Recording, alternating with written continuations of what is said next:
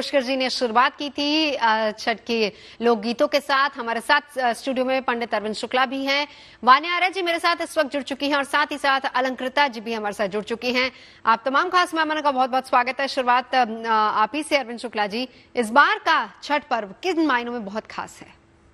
देखिए, छठ पर्व जो संबंध है छठी मैया का, वो सीधा सूर्य से संबंध है और सूर्य का संबंध षष्ठी देवी से है। षष्ठी देवी जो कि भगवान ब्रह्मा की मानस पुत्री के रूप में, जिसको कहते हैं षष्ठम कात्यायनी तिचा, जो षष्ठी तिथि है वो माँ कात्यायनी को कहा जाता है। और माँ कात्यायनी कत ऋषि के यहाँ संतान के रूप में प्रकट हुई थी। तो ये संतान की अधिष्ठात्री देवी हैं, अर्थात इनकी उपासना करके संतान के लिए निरोग स्वस्थ और संतान प्राप्ति के लिए कामना करते हैं। अब बात आती है सूर्य की, तो सूर्य जो है आदि देव हैं और सूर्य एक ऐसे देव जिसको प्रत्यक्ष देवता कहा गया है।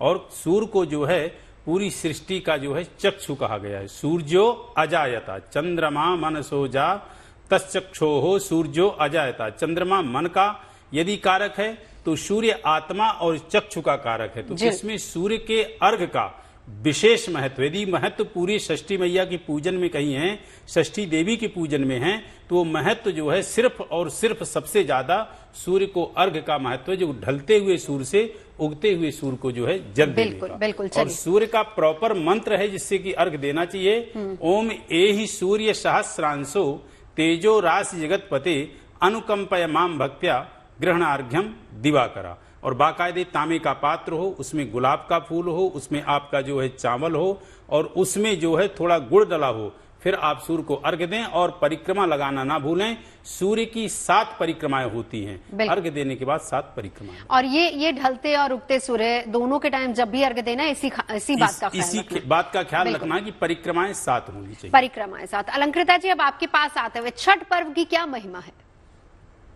देखिए, इतने सुंदर तरीके से ये एक उत्सव और बहुत ही त्याग वाला जो ये त्योहार है, क्योंकि महिलाएं जो है वो 36 घंटे का लंबा व्रत रखती हैं, निर्जला व्रत रखती हैं और सूर्य उदय को अर्घ देती हैं। और फिर सूर्य जब अगले दिन फिर सूर्य ढलता है उसको अर्घ देती हैं और फिर सूर्य उगते को अर्घ देती हैं और बहुत सी तप और साधना करती हैं। आज जैसे शुरुआत हो गई है नहाए खाए की, इस वक्त अपने घर की महिलाएं अक्सर सफाई करती हैं, घर में जो है ठेकुआ और नाना प्रकार के व्यंजन बनाकर प्रसाद के रूप में रखती हैं।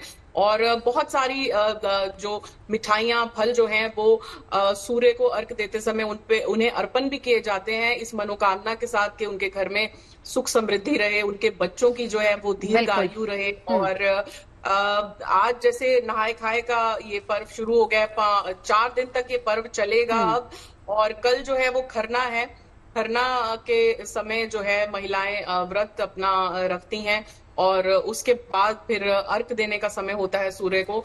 और सूर्य क्योंकि उन्नति का कारक है और सूर्य अपने आप में जो है परमात्मा और देव समान है। और सूर्य की उपासना और पूजा और छठ मैया की पूजा के साथ साथ जो व्रत रखा जाता है वो बहुत ही कठिन व्रत होता है।